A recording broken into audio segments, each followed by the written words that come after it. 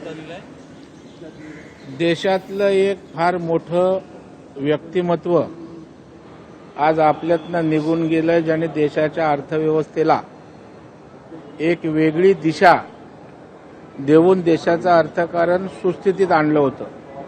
म्हणजे मंदीच्या काळात सुद्धा अर्थकारणाची घडी नीट बसवणारा नेता म्हणून मनमोहन सिंगांची ओळख होती।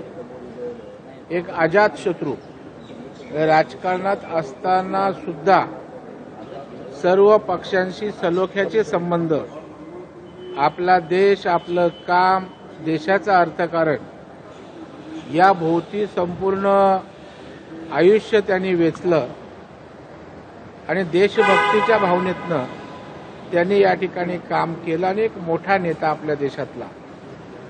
आणि इकॉनॉमी हा विषय आला की या देशात मनमोहन सिंगांचं नाव त्या ठिकाणी कधीच लपून राहू शकत नाही।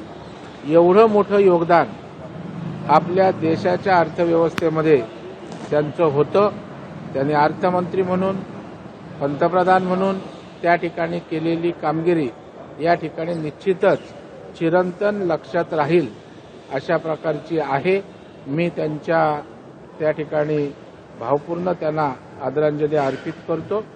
त्यांच्या आत्म्यास शांती लाभो अशी प्रार्थना करतो। सर, बीएमसीच्या दृष्टिकोनातून काय नेमकी भाजपची तयारी आहे मुंबईमध्ये आणि ठाकरे गट सुद्धा मैदानात स्वबळावर लढणार? निवडणुका म्हटल्या की पक्ष असले की तयारी करतातच आणि भारतीय जनता पार्टीचा राऊंड द क्लॉक काम करणारा पक्ष आहे।